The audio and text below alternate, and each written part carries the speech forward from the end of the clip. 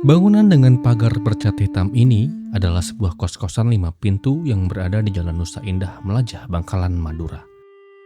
Pemiliknya bernama Mas Jewi yang tempat tinggalnya nggak begitu jauh dari kos-kosan ini.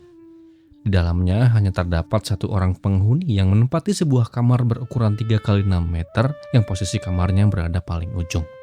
Penyewa yang menempati kamar itu bernama Ibu Hajah Umriyah, seorang wanita 40 tahunan yang beralamat Jalan Kiai Haji Lemah Dewur, RT 1, Kelurahan Pejagan, Bangkalan. Dari kabar burung yang berkembang kala itu, Umriyahlah yang pertama kali mendatangi pemilik kos untuk menyewa salah satu kamarnya. Lebih lanjut disebutkan bahwa Umriyah datang di tanggal 15 April 2015, seorang diri, dan ia katakan ia butuh kamar untuk ia tinggali sendiri. Katanya cuma buat istirahat saja. Setelah deal dengan harga Rp300.000 per bulan untuk satu kamar yang ia sewa, Umriyah tak begitu saja segera menempati dan tinggal di dalam kamar itu. Alih-alih setelah ia berikan uang sewa selama 1 bulan, Ibu Haji segera pulang ke rumahnya. Dan ia kembali 4 hari kemudian atau tepat tanggal 19 April 2015. Namun di pagi itu si Ibu Haji datang dan masuk ke dalam kamar tak sendirian. Melainkan ia juga masuk ke dalam kamar bersama dengan seorang pria yang kelihatannya usianya lebih muda daripada dirinya. Dan tepat di hari itu, pada Minggu 19 April 2015, Desa Melajah tiba-tiba geger dengan keributan yang terjadi. Keributan itu terjadi begitu cepat, bahkan tak banyak warga yang sempat melihat bagaimana kejadian itu berlangsung hingga hanya menyisakan satu tubuh yang di pagi itu ditemukan terbaring, kaku, dengan berias noda merah di sekujur tubuhnya. Para pelaku yang berjumlah 4 orang segera setelah menyadari bahwa ada satu korban yang jatuh tak mau berlama. Segera mereka berlari demi menghindari amukan massa yang bisa saja terjadi menimpa mereka. Para warga yang awalnya hanya mendengar suara ribut mulai keluar dari rumahnya masing-masing. Ada yang berlari, ada yang hanya berdiri terpaku, mencoba memahami apa yang sebetulnya terjadi di pagi itu. Kabar tentang adanya korban yang jatuh menyebar dengan cepat. Dalam hitungan menit, orang-orang berdatangan dari berbagai arah. Jalan sempit di depan kos mendadak ramai, dipenuhi oleh warga. Tidak banyak yang bisa warga lakukan pada saat itu, selain hanya memandang dan menutupi tubuh korban dengan daun pisang dan sarung sambil menunggu kedatangan petugas yang kala itu telah diinformasikan terkait kejadian yang baru aja terjadi. Ya, di dalam video kali ini, saya mau ajak teman-teman semuanya untuk membahas sebuah kasus penghilangan nyawa yang pernah terjadi di Bangkalan, Madura pada tahun 2015 yang lalu. Yang dimana ada seorang tukang somai melakukan perselingkuhan dengan seorang wanita paruh baya, yang dimana hubungan itu terbongkar oleh suaminya sendiri tatkala sang suami memerkoki keduanya sedang bermesra dalam kamar kos. Emosi yang tak bisa ditahan itulah yang kemudian berubah menjadi tindakan kriminal yang mengguncang warga yang ada di sekitar lokasi. Dan lalu, apa yang sebetulnya terjadi dan bagaimana kisah ini selengkapnya? Jadi, begini. Di sebuah rumah yang lokasinya nggak begitu jauh dari Pasar Ki Lemah Dewur, Bangkalan, Madura, terdapat sebuah rumah yang dihuni oleh pasangan Haji Muhammad Monir 47 tahun dan Hajah Umriyah 40 tahun. Pasangan yang telah menjalani bertahun-tahun bahtera rumah tangganya ini telah diberkahi banyak sekali berkah yang turun dari Yang Maha Kuasa, kesehatan, anak-anak, serta keluarga yang begitu mencintai mereka. Dari sebuah informasi yang berhasil saya gali, dikatakan bahwa Pak Haji Monir yang biasa disapa Abah ini merupakan seorang pedagang yang membuka lapaknya di Pasar Ki Lemah Dewur. Entah komoditi apa yang ia jual di pasar itu, apakah itu sayur mayur, buah-buahan, atau jabatan. Maaf, maksudnya MBG, bukan, sembako. Dalam hari-hari Pak Haji menjalani kegiatan jual belinya bersama dengan orang-orang terdekatnya. Anak perempuannya yang bernama Ratih ikut membantu, begitu pula dengan sang istri Umriyah yang selama ini berada di lingkaran usaha keluarga yang sama-sama mereka jalani. Di mata warga pasar dan para tetangga yang kenal dan tahu Pak Haji, ia dikenal sebagai sosok yang terbuka dan mudah sekali bergaul. Ia bukanlah tipe orang yang menjaga jarak, ia supel, ramah, dan gak segan menyapa siapapun yang ia kenal. Yang paling menonjol dari dirinya adalah etos kerja. Pak Haji Monir dikenal sebagai pekerja keras, orang yang gak pernah setengah-setengah dalam mengurusi usahanya. Kios atau lapak yang ia kelola bukanlah tumbuh begitu saja. Ada tangan yang terus bergerak, ada perhatian yang tak pernah ia lepaskan. Dari pagi hingga malam hari, Pak Haji Monir selalu terlibat langsung. Dialah yang mengatur barang, melayani pembeli, memastikan stok barang selalu tersedia. Tak heran jika lapak yang ia miliki dapat bertahan begitu lama dan tanda kutip kebal terhadap pesaing-pesaingnya yang sama-sama membuka lapak yang sama dengannya. Rumah tangga Pak Haji Monir dan Bu Hajah Umriyah awalnya berjalan seperti keluarga pada umumnya. Mereka menjalani hari-hari mereka, berdagang, saling berbagi peran yang dibantu oleh anak mereka, Ratih. Tak ada yang tampak janggal, semuanya tampak paripurna di mata orang lain yang melihatnya. Namun di balik itu semua, ada sebuah ruang kosong di hidup Umriyah yang tak sama sekali diketahui oleh suaminya, Haji Monir. Ruang itu tak terlihat dan tak pernah ia ceritakan kepada siapapun. Sebuah ruang yang perlahan terisi oleh sebuah kehampaan. Kembali dari sebuah sumber yang berhasil saya dapatkan, dikatakan bahwa hubungan rumah tangga yang dijalani oleh pasangan ini mengalami masa-masa sulit di tahun 2015. Entah apa yang sebetulnya terjadi kala itu hingga membuat keduanya saling berdiam diri acuh tak acuh, walau saat mereka berada dalam kamar yang sama. Diamnya dan dinginnya Pak Haji dan Bu Haji tentu disadari oleh anaknya, Ratih. Dalam kesaksian yang pernah ia beberkan di muka persidangan, ia katakan bahwa kedua orang tuanya saling bersikap dingin dan kurang harmonis. Perubahan sikap yang ditunjukkan keduanya diam-diam telah membawa Umriyah berkenalan dengan seorang pria yang bernama Syahroni 35 tahun. Perjumpaan keduanya bermula di pasar. Umriyah kala itu berjualan di lapaknya. Syahroni kemudian datang sebagai pedagang somai yang rutin membeli bahan baku. Mereka saling bertemu di tempat yang sama dalam aktivitas yang berulang. Tidak sekali, tidak dua kali. Dari situ komunikasi mulai terbangun. Dan dari seringnya mereka bertemu dan saling menunjukkan ketertarikan satu sama lain, singkatnya, mereka dikatakan saling bertukar nomor handphone. Lebih lanjut dari keterangan yang pernah Umriyah sampaikan, ia katakan bahwa Syahroni lah yang pertama kali menghubungi dirinya. Ia merayu dan selalu mengajaknya untuk bertemu. Dari kedekatan-kedekatan itulah yang akhirnya hubungan gelap antara Bu Hajah dan si tukang somai akhirnya tercipta. Seperti yang telah sedikit dibahas barusan, dikatakan bahwa Syahroni merupakan seorang pedagang siomay yang biasa mangkal di depan Bank PTPN atau di samping kantor pos Bangkalan, Jalan Trunojoyo. Syahroni 35 tahun merupakan seorang pria yang berasal dari Bogor, Jawa Barat. Jauh-jauh ia datang dari kota hujan untuk mengadu nasibnya sebagai abang-abang tukang somai di Pulau Madura. Tujuannya cuma satu, yaitu dia mau anak dan istrinya yang dia tinggalkan di kampung halaman bisa berkecukupan dari nafkah yang dia dapatkan sebagai tukang somai. Namun sayangnya arah dan tujuan Syahroni berubah total. Setidaknya saat itu, saat ia bertemu dan menjalani kisah cinta gelapnya dengan Umriyah.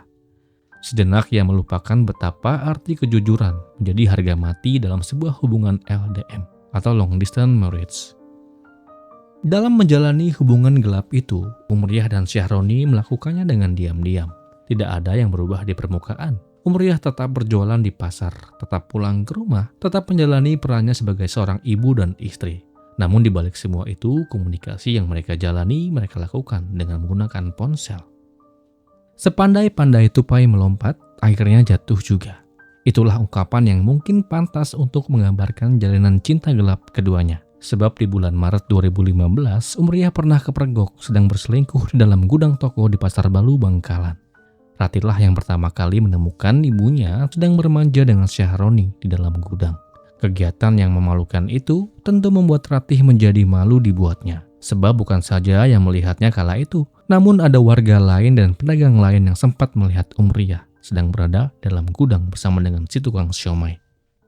Tak mau sendiri ia yang merasa malu, Ratih kemudian mengadukan hal itu kepada ayahnya. Dengan tujuan agar si ayah bisa memberikan nasihat agar si ibu tak lagi melakukan perselingkuhan dengan berondongnya itu. Betapa kaget si ayah ketika mendengar ungkapan itu dan betapa marahnya ia sehingga di hari itu juga Monir kemudian memanggil istrinya. Ia interogasi, ia berikan nasihat-nasihat dan ia minta agar tak lagi lah ia menjalani hubungan gelap itu. Umriyah yang menerima wejangan itu hanya bisa diam dan menatap dengan tatapan yang kosong serta ia katakan tidak ketika sang suami menawarinya untuk menjalani ruqyah di tempat orang yang mereka anggap sebagai kiai di kampung mereka. Dan dimulai saat itu pengawasan Pak Haji lebih ia tingkatkan agar Umriyah tak lagi berbuat serong. Namun tanpa ia sadari, ternyata ketatnya Pak Haji dalam menjaga si Ibu Haji malah membuatnya semakin nekat untuk berbuat yang lebih aneh dan lebih unik lagi, dan tanpa ia sadari pula bahwa cara inilah yang akan membawanya berurusan dengan polisi. Jadi begini kronologinya. 1 bulan sebelum peristiwa mengerikan itu terjadi, Umriyah mendatangi seorang perantara kos-kosan di kawasan Jalan Nusa Indah Melajah tepat pada 15 April 2015. Kala itu, ia datang hanya sendirian. Kepada orang yang ia temui kala itu, Umriyah meminta dicarikan 1 kamar kos. Alasannya yang ia pakai kala itu adalah dia mau pakai kamar itu sebagai tempat singgah untuk beristirahat setelah pulang berdagang dari pasar. Permintaannya kemudian ditindaklanjuti. Umriyah kemudian diarahkan ke sebuah rumah kos milik Mes Jewi yang memiliki kompleks kos-kosan 5 pintu yang disewakan dengan bebas. Dari kelima kamar kos yang kosong kala itu, Umriyah memilih posisi kamar yang paling ujung. 4 hari berlalu setelah Umriyah berhasil mendapatkan sewaan tempat kos-kosan pada hari Minggu 19 April 2015. Kala itu Pak Haji Monir sedang berada dalam rumahnya, dan tanpa disengaja, ia melihat seorang kawannya yang bernama Rusdi melintas di depan rumahnya. Pak Haji Monir lalu memanggilnya dan langsung menanyakan apakah Rusdi melihat istrinya Umriyah. Rusdi yang kebetulan tahu dan kenal dengan Umriyah menjawab dengan jujur dengan ia katakan bahwa Umriyah sedang berada di sebuah kontrakan bersama dengan Syahroni. Mendengar hal itu, Monir kemudian terkejut. Monir kemudian menyuruh Rusdi untuk menunggu dulu di rumahnya, sementara ia lalu pergi menuju rumah sepupunya yang bernama Muin. Kepada Muin, Monir menyampaikan bahwa Umriyah dan Syahroni sedang berada dalam sebuah kamar kontrakan. Dan lalu Monir mengajak Muin untuk ikut bersamanya memberikan pelajaran kepada Syahroni. Namun sayang ajakan itu turut pula membawa mereka untuk menyiapkan dan membawa sajam. Dan tak lupa Monir juga mengajak saudaranya yang lain yang bernama Jupri dan Wahid untuk ikut bertandem dengannya. Tak lama kemudian setelah semuanya siap, singkatnya Monir, Muin, Jupri, dan Wahid berangkat bersama-sama menuju kontrakan yang diduga terdapat Umriyah sedang berselingkuh dengan Syahroni. Kala itu mereka berangkat dengan menggunakan 2 buah sepeda motor lengkap dengan masing-masing membawa sajam yang mereka masukkan ke dalam karung warna putih. Setibanya mereka di depan kontrakan, keempatnya lalu turun dan masuk ke dalam area kos-kosan. Sajam itu kemudian mereka keluarkan. Monir lalu mengatur posisi. Jupri berada dalam pagar, sementara Muin dan Wahid berjaga di luar pagar. Monir dekati pintu kamar. Ia ketuk pintunya 1 kali dan ketika pintu itu terbuka, benar saja, kala itu ia sedang berhadapan dengan seorang pria yang ia tahu bahwa ia adalah Syahroni.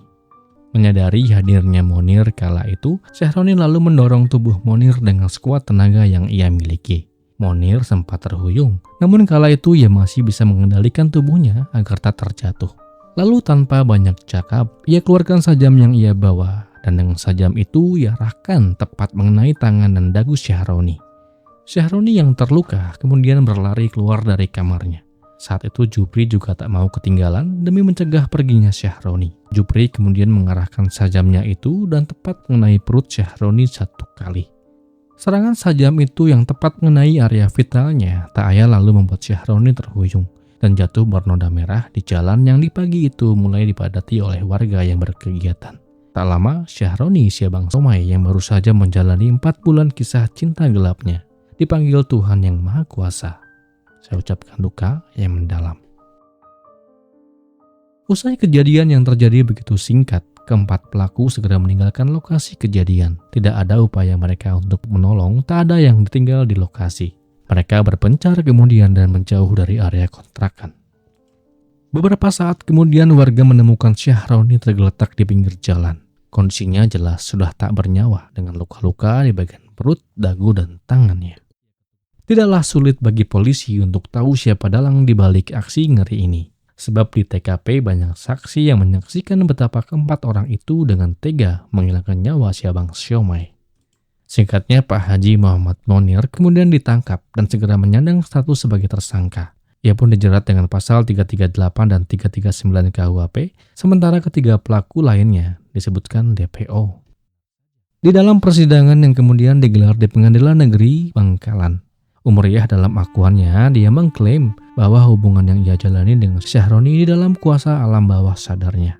Ia katakan bahwa selama ia menjalani hal itu, ia hanya teringat pada Syahroni dan selalu ingin bertemu terus dengannya. Selain itu, ia juga mengaku bahwa Umriyah dan Syahroni tidak pernah satu kali pun melakukan hubungan pasangan suami dan istri.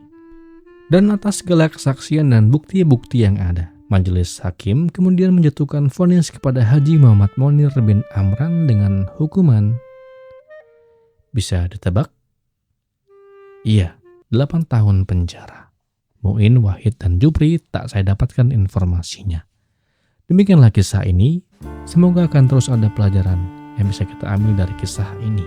Dan kisah ini pun berakhir.